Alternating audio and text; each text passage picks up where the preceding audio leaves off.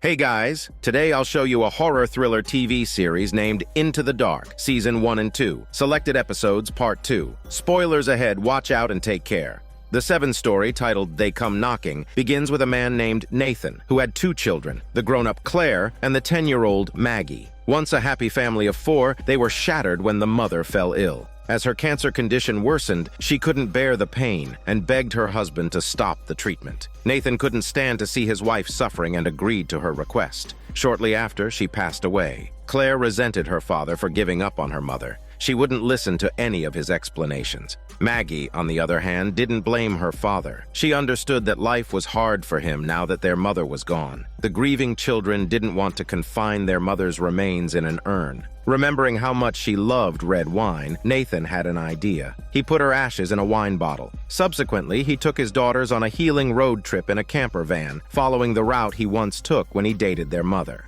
When the family stopped at a restaurant, Claire noticed a child in a hooded jacket staring at her from outside the window. But in the blink of an eye, the child vanished. Claire didn't think much of it, assuming that her eyes were playing tricks on her. Nathan took his wife's ashes everywhere they went, afraid that someone might mistake it for wine and steal it. While shopping in a supermarket, Claire saw many missing person posters on the wall, but she didn't pay them any attention. She still had a strong resentment towards her father. While Nathan and Maggie sat in the driver's cabin, Claire insisted on staying alone in the trailer. The family arrived at a desolate wilderness, where Nathan had proposed to his wife many years ago. With no other people around and no cell signal, he happily set up camp, intending to stay for a few days and share their parents' love stories with the children. Claire opened her phone to reminisce about her deceased mother via stored videos, but the lack of cell signals in the wilderness hinted at the impending danger. Sure enough, on the first night of camping, the family was startled awake by a terrifying knocking sound. Claire looked through the window to find no one outside. Just as she was about to open the door to investigate, her father stopped her.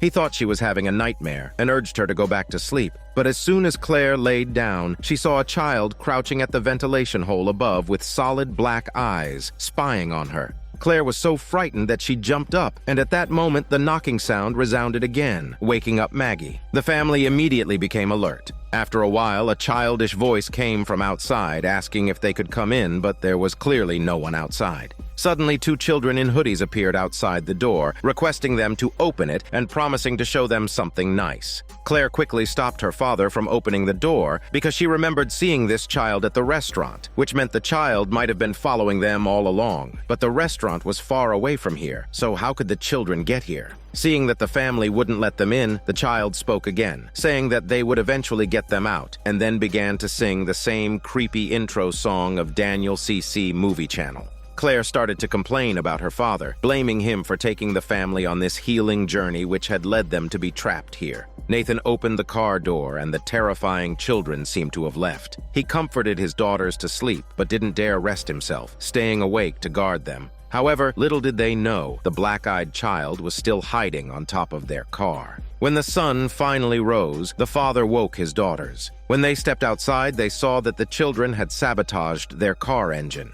The family was truly stranded now, unable to go anywhere. There was no cell phone signal, and Nathan could only leave his 2 daughters behind. He left a walkie-talkie with Claire, entrusting her to take care of her younger sister, then left the campsite alone to see if he could find help. The daughters, left guarding the campsite, tried to stay in contact with their father via the walkie-talkie. But after a while, he was out of range and they lost contact, leaving the daughters filled with worry. On the other side, as Nathan was trudging through mountains and rivers, he saw another camper parked from a distance. It appeared to be another camper's territory. Despite calling out several times, there was no response. Outside the campsite, several bottles of drinking water were neatly arranged. Nathan knocked on the door and entered the camper. The place was filled with flies, and a man lay dead in a corner, having been there for quite some time. The man had a hunting rifle in his hand, and his cup next to him was filled with his urine. He had fired shots outside and had written a distress signal. A few children's drawings were scattered around the man, depicting a father and child with a little angel hovering above them.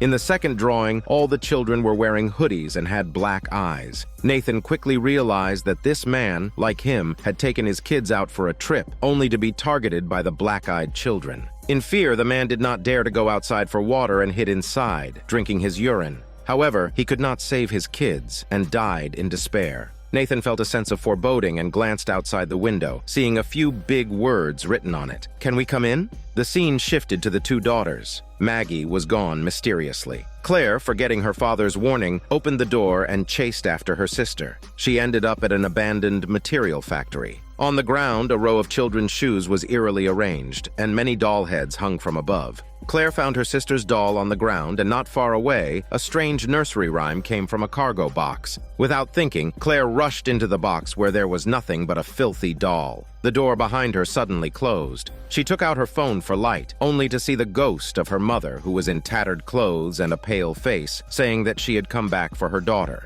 Meanwhile, Nathan was crossing mountains and rushing back to the campsite. He heard his daughter's call for help and just in time opened the cargo box to rescue Claire. Terrified, Claire was babbling incoherently. The two hurried back to the campsite, only to find Maggie sitting safely in the trailer. She hadn't gone anywhere. Maggie said she had heard her father's call from outside and had gone out alone, losing her doll. Needless to say, it must have been the work of those black-eyed children. Fortunately, the family was safe, although shaken and wetting their pants. After a day of turmoil, the sun was about to set, but their car could not start. So Nathan decided to endure another night and walk to the main road first thing in the morning to see if they could find someone to help. The father quietly relayed to Claire the events of the day. He knew that the black-eyed children were trying to lure them out. The night fell quickly. The family thought as long as they stayed inside their camper, they would be safe. However, to their surprise, the children had doused the outside of their vehicle in gasoline. With the fire still burning outside, the father instructed his two girls to hide in the bathroom and lock the door. He then stepped outside to extinguish the fire. Just as he put out the fire, he turned around to find one of the black-eyed children standing right behind him. The child lifted its head, its pale face looking like a terrifying mask. Nathan hit the child's face with a shovel, giving him a taste of the harsh reality of life. Surprisingly, the child seemed quite fragile, falling to the ground and sobbing. Upon closer inspection, Nathan saw that he had knocked the child's head askew. The child simply adjusted its neck and was revived, full of vigor again.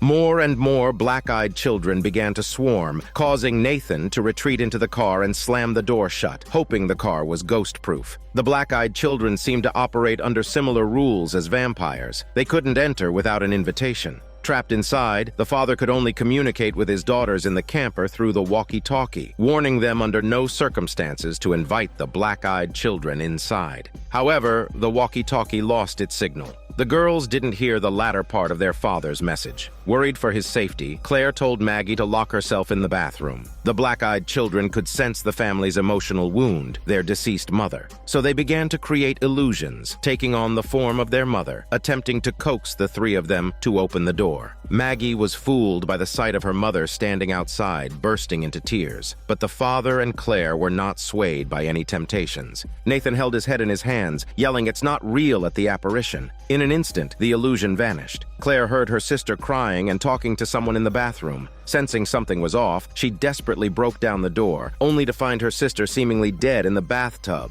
Maggie had given in to temptation and opened the window. Outside, their father, worried for his children's safety, broke through the blockade of the black-eyed children in a fit of panic, rushing back to the camper. However, when he reached the bathroom, he found the bathtub empty. Maggie was nowhere to be found, leaving behind only a small toy doll. It was another illusion created by the black-eyed children. Nathan remembered the children's drawings he had seen at the campsite and realized that the black-eyed children's real target had always been Maggie. They were continually taking children to bolster their own ranks. Nathan went to search for his young daughter. Claire, on the other hand, grabbed their mother's ashes, as she had a feeling that their mother would protect them. They followed the path to the abandoned site they had visited earlier in the day. Maggie was there, laughing and running around like a madman, eventually running into the terrifying cargo box. Nathan instructed Claire to stay put, while he ventured into the box alone. As soon as he stepped inside, a swarm of black-eyed children would rush out at him, shrieking as they lunged towards Claire.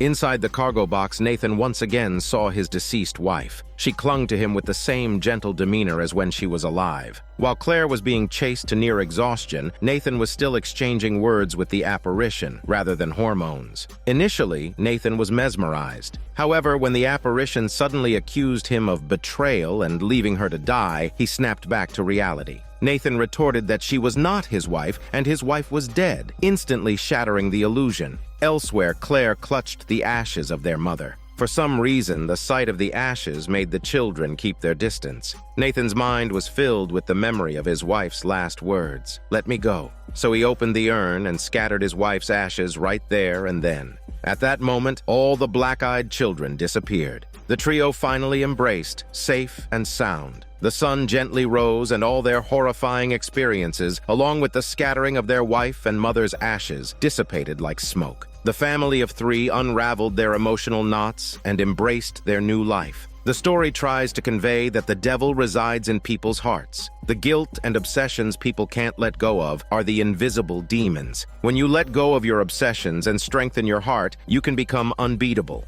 The eighth story, titled School Spirit, begins with two mischievous lads sneaking into the girls' locker room to install surveillance equipment. One was in charge of the installation while the other was on lookout. However, in a blink of an eye, the boy on lookout was nowhere to be found. His classmate was terrified. He used his flashlight to scout the area and found the boy lying not too far away, dead with a knife lodged in his head. Out of nowhere, the school ghost appeared behind the remaining student, who panicked and ran for his shitty life. However, the back door was already locked. He picked up his fallen glasses, and as he looked up, the school ghost finished him off. The crimson blood soaked into the ground. The scene shifts to Erica, the school's top student. She is beautiful, academically outstanding, and admired by all her peers. However, this model student somehow made a mistake and was detained after school, which made her feel humiliated and upset. She bumped into her ex-boyfriend. He grabbed her arm, pleading to get back together. He threatened to expose her detention if she refused to reconcile. Erica was frightened and had to reluctantly agree. When she arrived at the classroom, she found three other mischievous students who were also detained: the Chatterbox, the beautiful blonde, and Chicken Boy. They were all surprised to see Erica, the model student, in detention with them. During their conversation, the handsome Brett walked in to flex his good smell, making Erica blush at her friend's teasing. The bald vice principal took attendance for the students in detention and confiscated everyone's cell phones. These mischievous students were not new to detention and seemed nonchalant. The vice principal began taunting Erica, saying her mistakes were unforgivable. He mentioned that if it were up to him, he would definitely expel her. Despite his harsh words, he assigned them to clean the school. After arranging everything, he returned to his office to drink, showing that he's a drunkard. Once the vice principal was gone, the students began discussing the legend of the school ghost. The story goes that a few years ago, a female teacher at this school died from a heart attack due to a cruel prank by the students. Afraid of being found out, these mischievous students hid the teacher's body. Since then, students have disappeared from the school every year. When the night is quiet, the school ghost roams the school, snatching away any misbehaving students.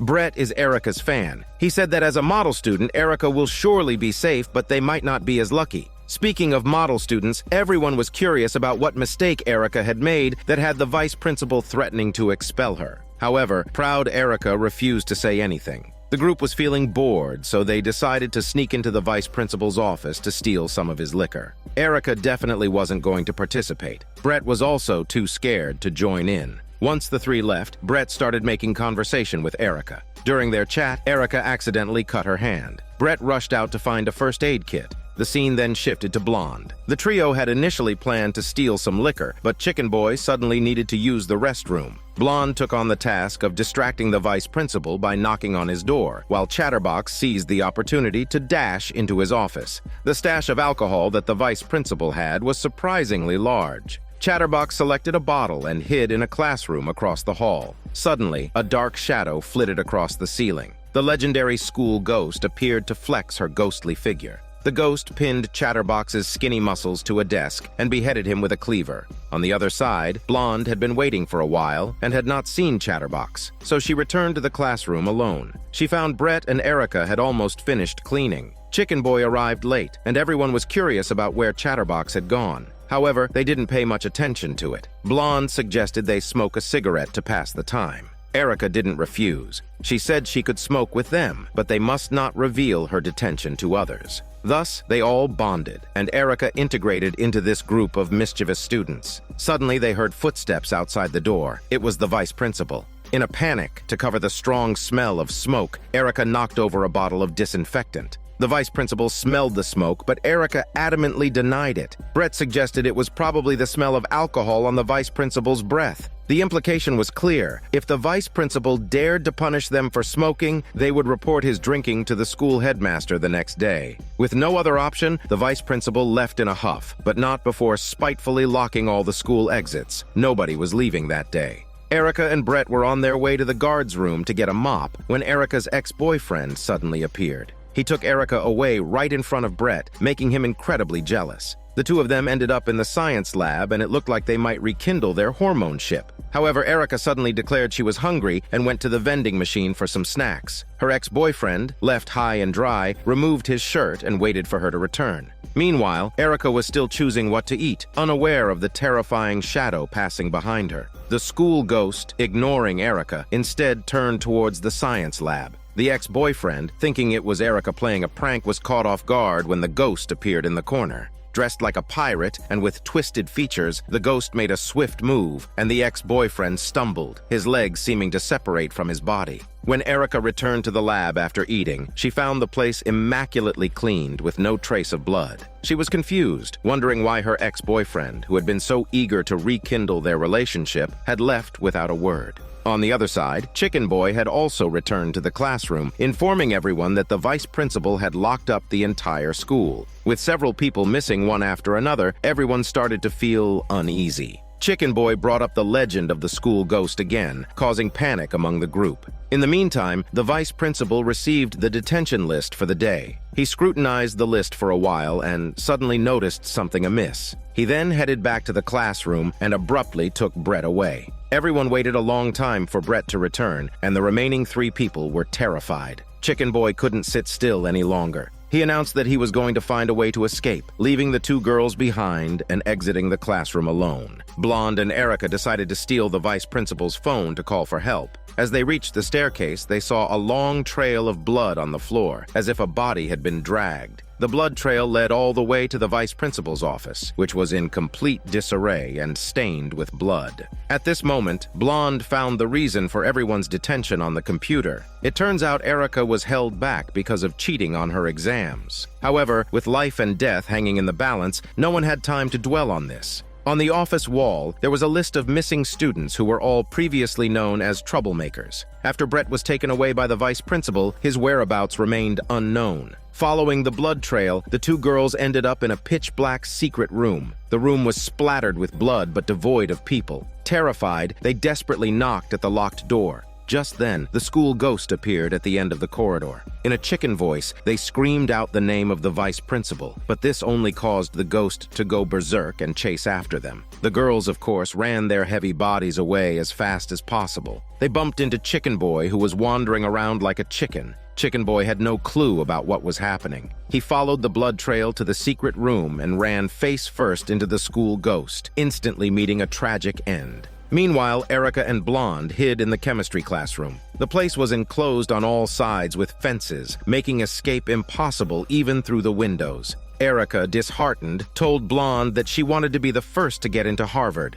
However, besides good grades for Harvard, she also needed a recommendation letter from the school's leadership. So she tried to bribe the vice principal. Unexpectedly, he responded by punishing her with detention. Erica's confession reached the ears of the school ghost through the ventilation ducts. This meant that Erica wasn't a good student after all, and the ghost's kill list now had one more name. At this moment, Brett, who had been missing for a long time, was frantically knocking at the door, seeking their help. Brett wasn't dead after all. He said that the vice principal had gone mad and was trying to kill them all. The girls let him in. But as soon as they did, Blonde noticed something was off. Brett was wearing the ghost's boots. She remembered that Brett's name wasn't on the detention list. Brett turned around, revealing his blood-stained body. He told them that the female teacher who died from a heart attack after being pranked by students years ago was his mother. Since then, Brett had harbored a deep hatred for students who broke school rules. He transformed into the school ghost and started a killing spree every day. Brett was very fond of Erica and was heartbroken about her cheating.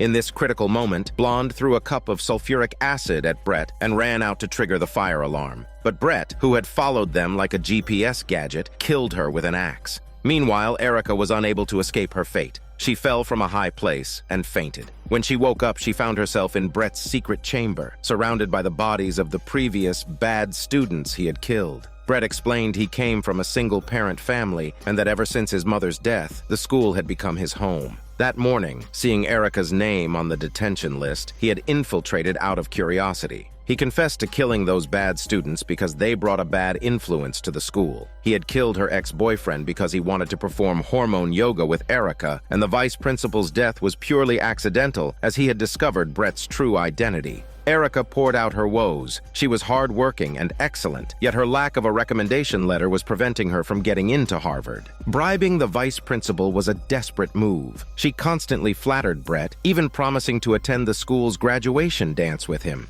Brett, delighted at the prospect of dancing with his crush, immediately untied Erica. They embraced and danced their hormones away, but in the next second, Erica grabbed a knife from the table and stabbed Brett. She confessed to Brett that although she was a good student, she often cheated. Also, she was not as pure as Brett had imagined. She had dated 4 ex-boyfriends. The revelation was a severe blow to Brett, who died heartbroken. In the end, Erica told the firefighters that she was volunteering in the community when a mentally ill person broke in and killed her classmates. She claimed she tried to save them but failed. She ended up being the sole survivor due to her resilience. In a moving speech, she announced that she would document this experience in her personal statement while applying to colleges. The 9th story, titled Uncanny Annie, begins on Halloween night, when a group of young people start playing a board game. After several rounds, only Craig, Peter, and Michael remain. Michael has a recent ex-girlfriend, Wendy. Because Halloween night was so boring, Peter invited 2 other girls, Eve and Grace. The relationships in this group are slightly complicated. Craig and Eve were once lovers, but they broke up due to some disputes. To this day, he still can't forget his ex-girlfriend, Eve. After a few rounds of drinks, Grace curiously asked about their deceased friend. It turns out that last Halloween, the friend got drunk and fell into a shallow puddle by the road and drowned. It's said that the friend loved board games. So the 3 men and 3 women pulled out a few board games from the basement, deciding to commemorate their departed friend this way. This historic house was rumored to be haunted, and these board games were left by the previous owner. But who could resist the cheap rent? Wendy picked a card game called Uncanny Annie. The game's protagonist is a little girl named Annie. The cover is filled with eerily drawn characters. According to the rules, each person needs to draw a card in turn and complete the task indicated on the card. Each successful round rewards a letter.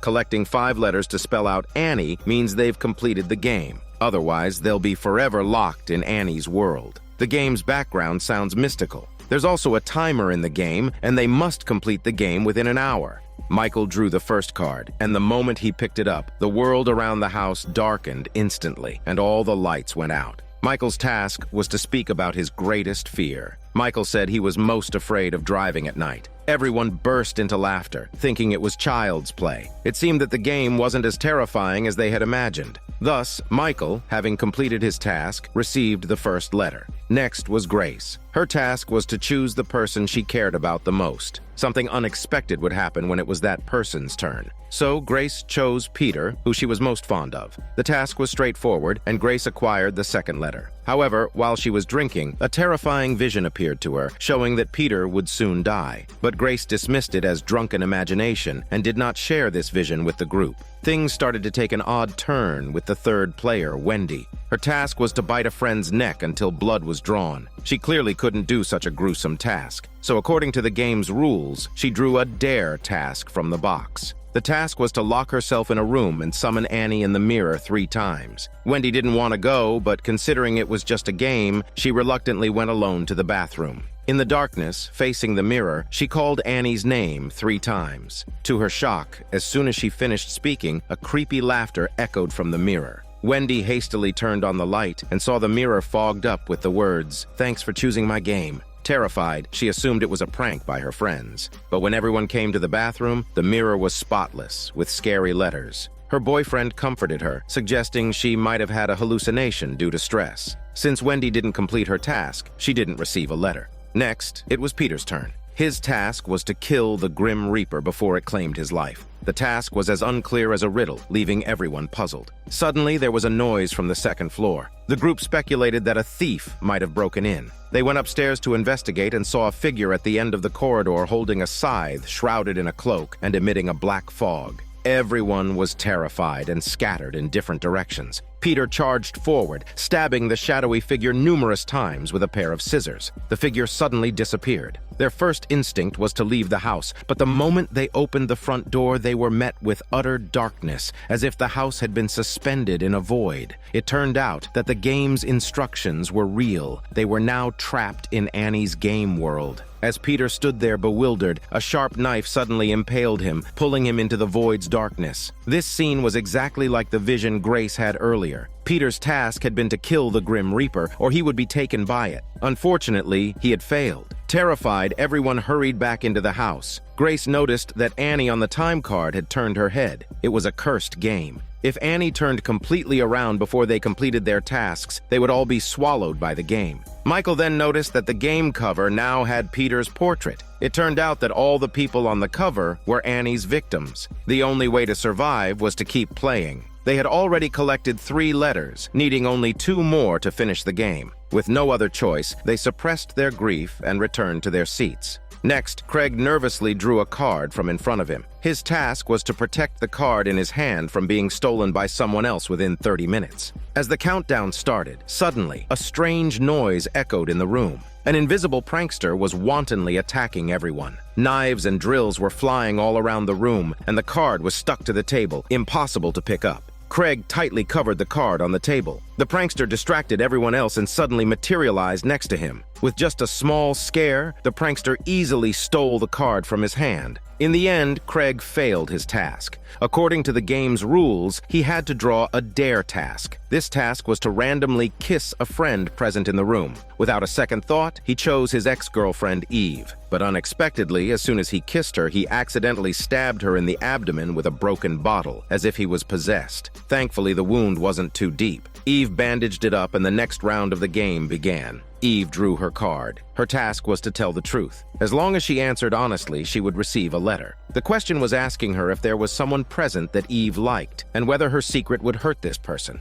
Eve honestly answered yes, meaning that either Craig or Michael was the man she admired, and she had done something that hurt him. Thankfully, nothing happened, and Eve successfully received the 4th letter. They only needed to complete one more task to end this terrifying game. Next, it was Michael's turn. Unexpectedly, he drew the same task as Eve. Among the 3 women present, one was his admired person, and he had done something that hurt her. Michael, who was Wendy's ex-boyfriend, had done something wrong to her. Michael began to refuse to answer the question, which violated the game rules. Suddenly, the house started to shake. Annie then appeared behind Michael. By the time everyone reacted, Michael had disappeared. It turned out that Annie had taken him outside the house. He tried to shout to his friends, but no matter how much he ran, the house seemed to get further and further away. Suddenly, Michael was taken back to Halloween night the previous year. That night, he was driving the friend home. For some unknown reason, the friend started arguing with him. An angry Michael left the drunken friend on the roadside. After they left, the friend fell into a puddle and tragically drowned. That was the secret Michael was unwilling to reveal. Michael was filled with regret for his deceased friend. Suddenly, the ghost of the friend appeared and pushed his head into the gutter, intending to kill him in the same way. Meanwhile, Michael's portrait appeared on the game cover. Realizing their friend was dead, the remaining players noticed that Annie on the timer had turned more than halfway around. They had to suppress their grief and continue the game. The game that followed grew more and more intense. They needed to hide and play hide and seek with the Grim Reaper. Once discovered, they would be taken away by the Reaper. All they could do was scatter and run, hiding in the kitchen and bathroom. The footsteps of the Reaper grew closer. They held their breath, daring not to make a sound. The Reaper, unable to find anyone, started to rampage, turning the house upside down. Suddenly, Eve sprang out and managed to escape from the basement at lightning speed, trapping the Reaper inside. Craig stepped up to hold the door for the girls. Suddenly, a huge bang came from behind the door. Craig was soon pierced through by the Reaper. After killing, the Reaper vanished into thin air. Eve was sad that her ex-boyfriend died protecting them, but they failed to evade the Reaper, meaning the task was failed. They had to draw a dare card. Grace told the remaining two girls that no matter what happened, they had to be honest with each other. After all, nothing was more important than surviving now. Their dare task was to play statue.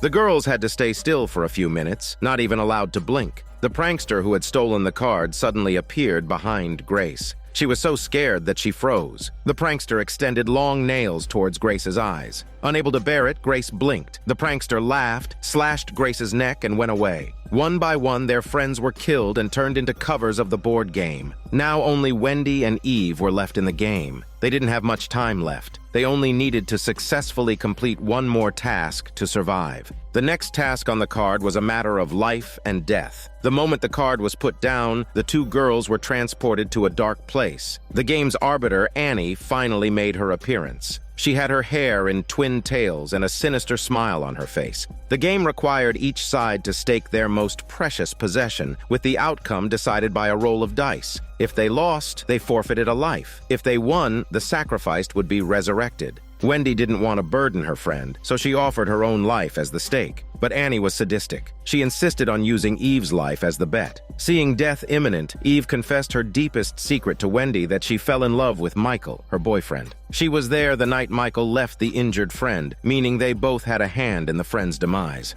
Wendy was furious, so she staked Eve's life without hesitation. Unexpectedly, the treacherous Annie manipulated the game's outcome. She handed over a chainsaw and demanded Wendy to kill Eve herself. Of course, Wendy refused. Seeing her unwilling, Annie twisted Eve's neck with her own hands. Now, Wendy was the only survivor remaining on the field. She realized that Annie would never let her go, and Annie's real form was the game box on the table. So she picked up the chainsaw and sawed through the box. Black blood spurted out, and Annie vanished into thin air with a scream. In an instant, Wendy was back in the cabin, with traffic noise outside indicating her return to the real world. But her friends couldn't come back. Wendy took a tour around the room and was shocked to find that the cards on the table had returned to their original state. She ended the game by assembling the 5 letters. Suddenly, a pale hand strangled her neck, saying she broke the rules. Wendy's task was to kill Eve, but she didn't. Instead, she sawed off the game box, effectively killing the arbiter and breaking the game rules. If she hadn't assembled the 5 letters at the end of the movie, perhaps she could have luckily escaped. But her impulsiveness summoned Annie again.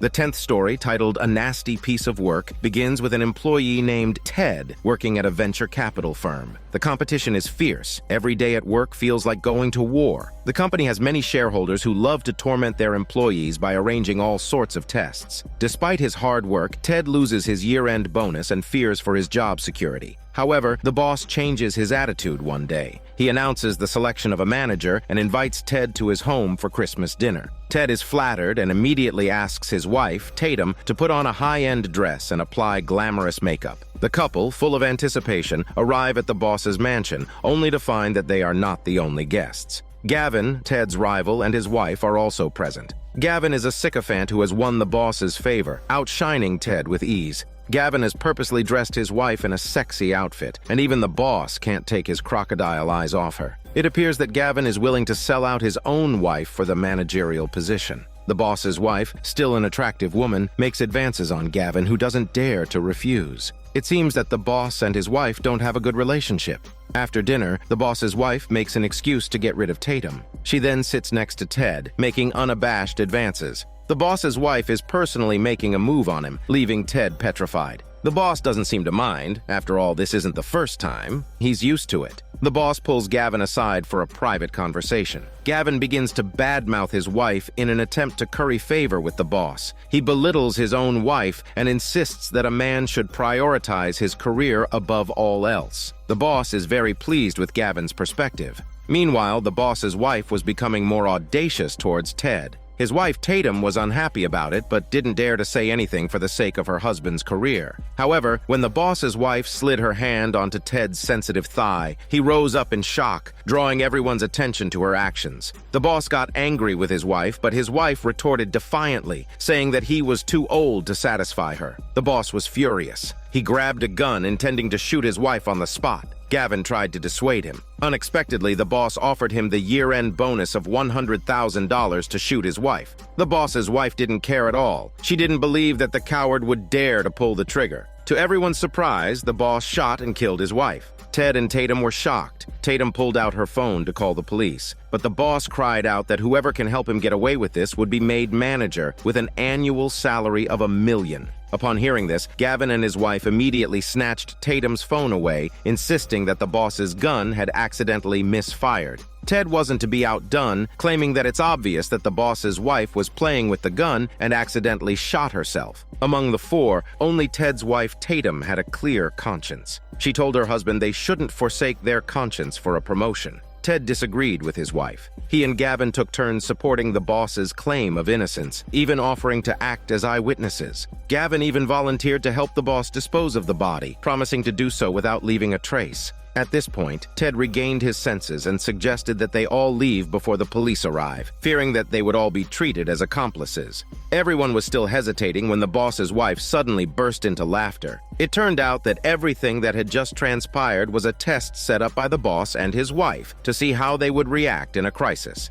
Ted, who had kept his cool and suggested leaving the scene to distance himself from the situation, had obviously impressed the boss more in this test. Relieved to learn it was only a test, the two couples felt justified in staying put. Tatum was somewhat hesitant, but for the sake of helping her husband secure the position, she felt compelled to stay. What followed was a debate where Ted and Gavin had to highlight each other's shortcomings. Ted argued that Gavin was not diligent in his work and had nothing to offer beyond flattery. Gavin, not to be outdone, struggled to pinpoint any of Ted's work-related flaws and ended up saying that Ted was effeminate and only focused on work, lacking any business acumen. The boss then shifted the conversation to ask about their relationships with their wives. Ted said he and Tatum had a great relationship with no secrets between them. Gavin also claimed to have immense respect for his wife, never saying anything negative about her. However, the boss produced a recording device the very next second. Gavin had just insulted his wife's intelligence when he was trying to curry favor with the boss. Heartbroken, Gavin's wife stormed off to dump her tears and pee in the restroom.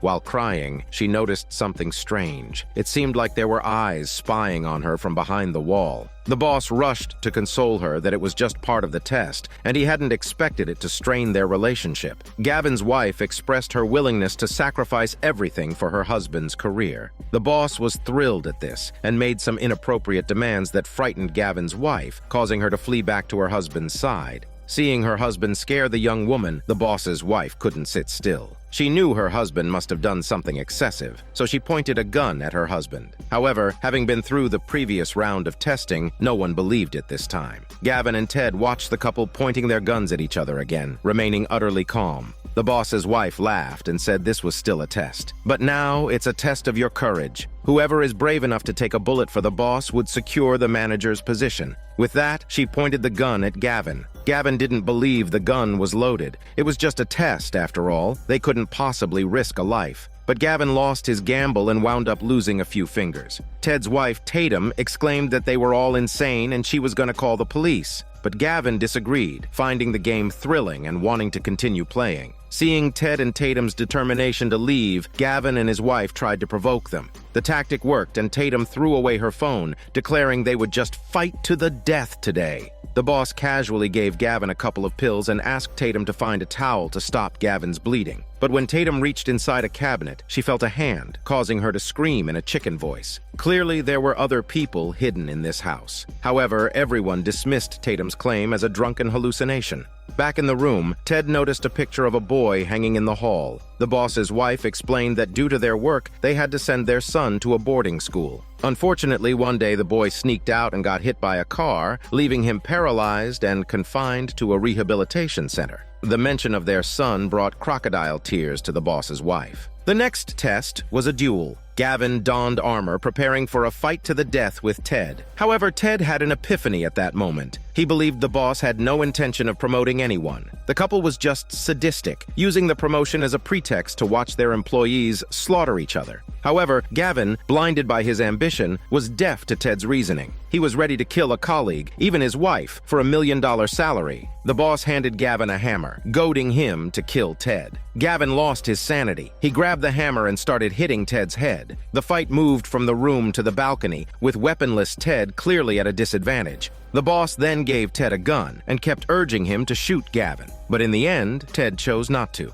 It was just a job, after all. He could find another one. As Ted and Tatum got up to leave, the boss's wife introduced a new guest. The young man sitting in the wheelchair is their son, who had a car accident a few years ago. Upon seeing the young man, Ted loses his composure. It turns out he was the driver responsible for the accident. 3 years ago, when Ted first joined the company, the boss sent him out on an errand. Unexpectedly, the young man darted out in front of his car. Ted hit the brakes sharply, but it was too late and he hit the young man, causing him to become paralyzed from the waist down. Ever since, Ted has been visiting the young man in the rehabilitation center every Friday after work. This secret has been buried deep in his heart for many years. Now it seems that the boss's invitation for him to come is just a way to seek revenge for their son. However, the boss said that those who aspire to do great things should not be bothered by trivial matters. He encouraged Ted to shoot and kill their son so that no one would know the mistake that he had committed. Ted couldn't do it. Unexpectedly, Gavin snatched the shotgun, aiming it at the young man. He wanted to show the boss what it meant to be ruthless. However, it turned out to be a blank round. This shows it was yet another test. The boss encouraged Ted to give it a try. Thinking it was a blank round, Ted fired a shot.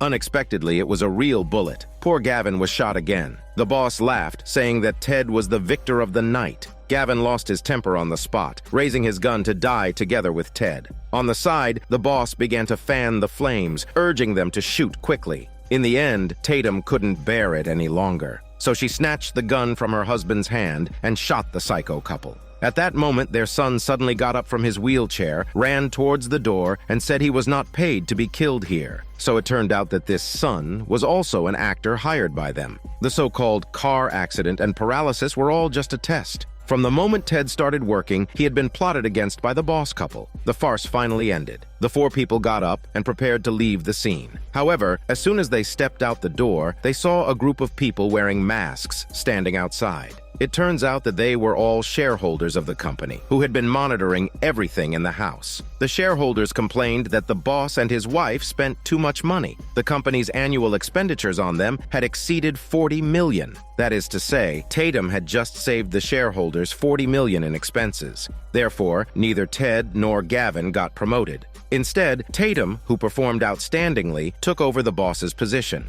The 11th story, titled Delivered, begins with a woman named Valerie, who is pregnant and just over half a month away from her due date. Her husband, Tom, loves her dearly and takes meticulous care of his pregnant wife. The couple attends prenatal classes together. While signing in, Tom encounters another expectant mother named Jenny. He casually asks when she's due, and she's taken aback. She claims she's not pregnant. She just appears to have a large belly. Just as Tom is feeling embarrassed, she laughs and admits she was joking. She's due in September. Unlike the other couples at the class, Jenny is alone.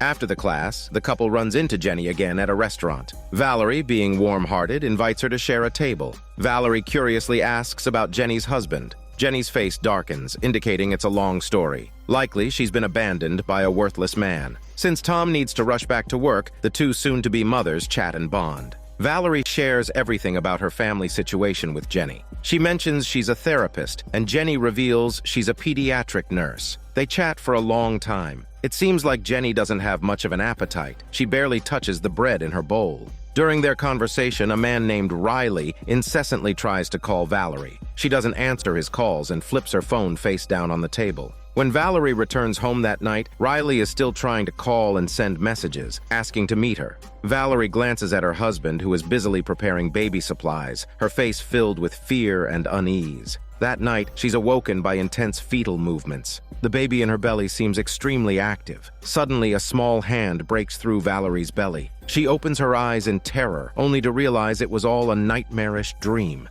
The next day, Valerie once again runs into Jenny at the restaurant. Valerie seems unprepared for motherhood and wears a gloomy expression. Suddenly, she spots a figure passing by outside the window. Valerie quickly leaves Jenny at the table and rushes out. The mysterious man turns out to be Riley. Between the two of them, there seems to be a secret they can't reveal. He asks to have a serious conversation with Valerie. She reluctantly agrees, setting a meeting for the following Wednesday. As she finishes speaking, Jenny comes out, curious about Riley's identity. Valerie can only deflect her questions with an excuse. After several classes, Jenny grows closer to the couple. So one day after class, Jenny invites them to have dinner at her house the next day. The couple gladly accepts her invitation. However, Jenny's home is quite remote, and it takes them several hours just to drive there. On the way, Valerie seems to be worrying about something, mentioning how good Tom is to her and expressing her fear that he might leave her one day. Given that pregnant women are often prone to overthinking, Tom doesn't take it seriously. After a long and bumpy ride, the couple arrives at Jenny's farmhouse, which she lives in alone. Jenny shares that she's wanted a child since she was little and is willing to be a single mother to fulfill this desire. They enjoy a hearty dinner until dusk. However, soon after eating, Valerie starts to yawn, a wave of drowsiness hitting her. To everyone's surprise, she faints. Her husband, worried about her health, insists on taking her to the hospital. It's at this point that Jenny reveals her true colors, quietly coming up behind the couple with a knife. Valerie wakes up on the floor after an unknown amount of time. She sees that Jenny's belly is gone. She's been faking her pregnancy all along. Valerie, still groggy, is dragged by Jenny to a room and tied to a bed. Then Jenny drives the couple's car into a barn filled with dusty cars. It seems this isn't the first time Jenny has done this. As the dawn breaks, Jenny drags a body to the side of a river. Poor Tom has unfortunately fallen victim to a madwoman. Valerie, tied to the bed and unable to move, learns Jenny cannot bear children. But Jenny desperately wants a child, so she pretends to be pregnant and scouts for victims at prenatal training centers. She lures them to her home, kills the husband, and waits until the pregnant woman is full term before performing a cesarean section. Seeing that Valerie is starting to lose control, Jenny calmly injects her with a sedative. Over the next few days, Valerie was in a constant state of grogginess. Jenny, however, was attentive, preparing nutritious meals for her, all for the sake of the child in Valerie's belly. After meals, they would go for a walk. Jenny used a chain to bind herself and Valerie together. The area for miles around was uninhabited, making Valerie's screams futile. Valerie had become Jenny's captive, a human incubator. The chain around her ankle was only long enough for her to reach the bathroom. The perverse actions didn't end there. Every night, Jenny would put on a fake belly in her room and scream in a simulation of giving birth. She would take out a plastic doll and pretend it was her baby. Valerie was tormented to the brink of collapse by the screams, dreaming of killing this madwoman. Soon it was Wednesday, the day Valerie had arranged to meet Riley. Riley waited and waited, but Valerie never showed up. He kept calling her phone, which was now in Jenny's hands. Jenny quickly grabbed the phone and demanded to know who Riley was. Valerie simply smiled and said that Riley was a very important person and that he would be here soon. Jenny was furious. She had specifically targeted pregnant women who didn't have many family or friends, so she could act undetected. If Riley were to investigate and find this place, wouldn't all her perverse actions be exposed? Jenny forced Valerie to unlock her phone, threatening to cut off her fingers if she didn't. Then she took the phone and luggage, deciding to lure Riley out and kill him to eliminate any future worries. As soon as Jenny left, Valerie started dragging her chain, looking for something to help her escape. All she found on the table, however, was a small box containing information about every victim. For example, one woman was childish and unhealthy. Another was careless and healthy but had dietary issues. Another lived alone, was unhappy and easily angered. Finally, there was Valerie's information. She had no family, was healthy and unhappy in her marriage. She was the perfect prey for Jenny. Valerie regretted revealing her life situation out of trust, not knowing it would make her attractive to a psycho like Jenny. On the other side, Jenny, using Valerie's phone, sent messages attempting to lure out Riley. However, after waiting a whole day, Riley did not show up. So to avoid further complications, Jenny decided to perform a cesarean section on Valerie prematurely. As long as she disposed of the body, she would no longer have to worry about anyone coming to find her. Jenny had once claimed to be a pediatric nurse, but that was all nonsense. She had no medical knowledge and had no idea how to proceed with the surgery. The previous mothers either received too much anesthesia or were cut too deeply. In any case, none of the children survived. She shivered, encouraging herself to cut correctly this time. However, she still made a mistake. Luckily, she did not cut too deeply. After thinking it through, she decided to abandon the surgery. She forced Valerie to drink labor-inducing drugs, threatening to perform a live dissection if she didn't. Meanwhile, Riley, having gone to the training class to inquire about Valerie's whereabouts and learning that she hadn't been there for several days, went to her home. The house was locked up, but he found a spare key under the doormat. The scattered letters indicated that Valerie and her husband hadn't been home for a long time. A note on the table recorded the time and address of their dinner at Jenny's house, so he decided to go to Jenny's house to investigate. At this time, Jenny happened to be out. Taking advantage of Jenny's absence, Valerie was still rummaging around trying to help herself. In her search, she found a box containing Jenny's ID and a news brief. It turns out Jenny had been long abused by her parents. Somehow she got pregnant, and her deranged parents cut the baby out of her, resulting in her losing her fertility. Later, Jenny became depraved and killed her parents herself. Due to the judge's sympathy for her situation, she was released after serving only a few years in prison. At this moment, Riley finally found Jenny's house. Hearing Valerie's cries for help, he broke in immediately. He helped Valerie pry off the iron chain binding her. It was time to leave. However, they lingered. Riley declared that he would never leave Valerie again. It turns out that the child in Valerie's belly was Riley's. Poor Tom, who was wrongfully killed, had died for nothing. After lingering for a while, Jenny returned home. Jenny swung a shovel at Riley as soon as she entered, killing him. Valerie, greatly shocked, picked up the iron chain and hit Jenny. Then, heavily pregnant, she drove off in Jenny's car. However, the labor-inducing drugs started to take effect just then. Valerie was about to give birth, and she hadn't gotten far when the crazed Jenny drove after her. After the car crash, Valerie struggled to crawl out of the car. Jenny cursed Valerie for being ungrateful and causing her trouble, so Valerie was captured again. Jenny had her own twisted logic, arguing that she had kindly invited Valerie to her home as a guest, treated her well, and Valerie was not at all grateful. Valerie could only pretend to comply, saying she could understand Jenny. After all, anyone who had experienced such a tragedy would become abnormal. She wouldn't run away and ask Jenny to let her go, but Jenny didn't trust her at all and simply broke one of her legs.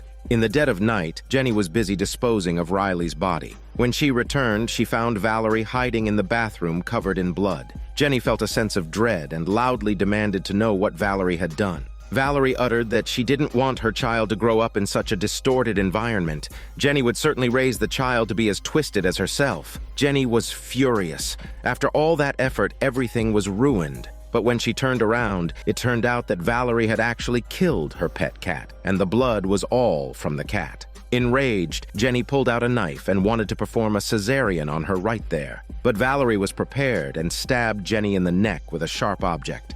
After killing Jenny, Valerie took out her phone and dialed the police. Dragging her almost due pregnant body and her broken left leg, she struggled to the front door. The sound of police sirens echoed in the distance. This time, the police didn't arrive late. The police took Valerie to the hospital where she gave birth to a baby smoothly. But when the nurse next to her turned her head, her face had turned into Jenny's. Valerie was so frightened that she woke up instantly. It turned out to be another nightmare. At this moment, she was lying in the hospital, having been rescued successfully.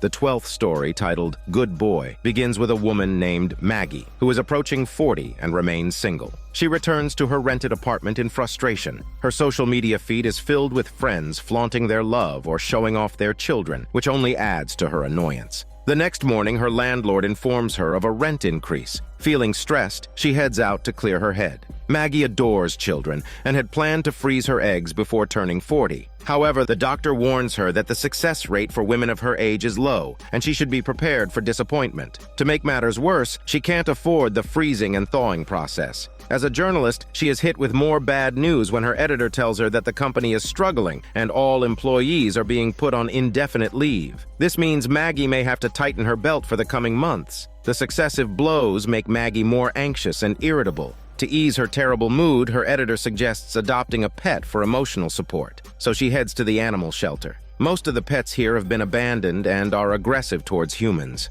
A well-behaved little dog cowering in a corner catches her eye. The dog is quiet and incredibly friendly at first sight. The staff informs her that the owner of the dog has been put in prison, so Maggie adopts this obedient pooch. The dog is obedient, but it doesn't eat dog food. It quickly devours the 2 sandwiches on Maggie's plate when she turns away. Maggie finds the dog cute and names it Reuben, caring for it like a child. The arrival of the dog alleviates much of Maggie's anxiety. But without a job, supporting both herself and the dog is not easy, so she finds a part-time job at a restaurant. One day after work, Reuben is not waiting obediently on the sofa as usual. Maggie realizes that he must be playing hide-and-seek with her. She sees him hiding under the sofa and reaches to grab his leash, but the dog pulls with such strength that it nearly drags her along. Maggie lifts the naughty dog and notices some terrifying scratches on the door. Reuben is a small dog. How could it have done this? Maggie meets a new blind date. As she adores Reuben, she takes him everywhere. The man is successful and lives in a pricey house.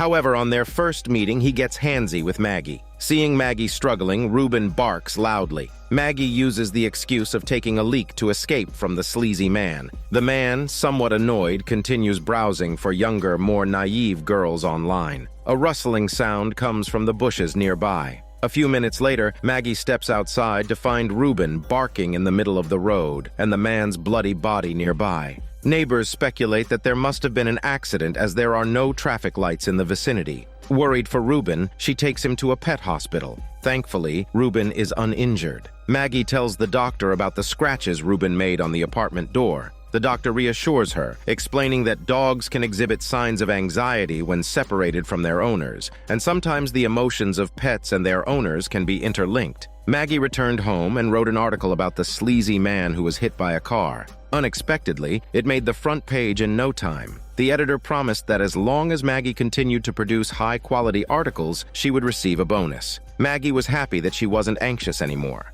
Whenever she had time, she would take Ruben to do yoga. Strangely, all the pet dogs kept barking at Ruben, as if they were repulsed by him. It seemed like he was emitting a terrifying aura. When Maggie returned to her apartment, she ran into her drunken landlady. It turned out that pets were not allowed in the apartment. Maggie defended herself, saying she had anxiety and Ruben was her emotional support pet. The landlady, of course, didn't buy her bullshit. She was even angrier because Ruben had scratched up the door. She ordered Maggie to lock Ruben up, or else she must move out. Maggie had no choice but to get a crate and put Ruben inside before she went to work. As soon as Maggie left, the landlady next door was preparing to take a bath. Unbelievably, Ruben appeared in the bathroom like a peeping dog. Unaware of this, Maggie was still at work. She met a new customer, Nate, who was handsome and gentlemanly. When he left, he even gave Maggie his contact information. Maggie felt she had met her Mr. Right. After work, Maggie found her house in a mess. Ruben wasn't in his crate but was hiding under the bed. Maggie didn't notice that Ruben was covered in blood. She took him to pay the rent to the landlady without a second thought. Before she could enter the door, she received a call from the vet. The vet found something wrong with Ruben's blood test and asked her to come to the hospital as soon as possible. However, Maggie didn't take it seriously. The landlady hadn't locked her door. Maggie walked into the bathroom and saw a mutilated body. She quickly returned to her room intending to call the police. At that moment, Ruben defecated, and there was a finger in his feces, with the landlady's diamond ring still on it. Maggie was stunned, unable to believe how Ruben could have killed an adult woman since he was a small dog. Maggie knew that the police would not believe it either. In the end, the murder suspicion would fall on her. So she resolutely cleaned up the scene, buried the landlady's body in the suburbs, and did all of this. After that, Maggie got a bigger and sturdier crate for Ruben and repeatedly admonished him to behave. The death of the landlady added to Maggie's anxiety. She even started hallucinating, seeing the ghost of the landlady coming to take her life. The following days passed uneventfully. One day, the property manager came looking for the landlady. It turned out that she had noticed the landlady's disappearance. Despite her fear, Maggie acted calm and said she didn't know anything. Coincidentally, she ran into Nate again, who happened to be a police officer.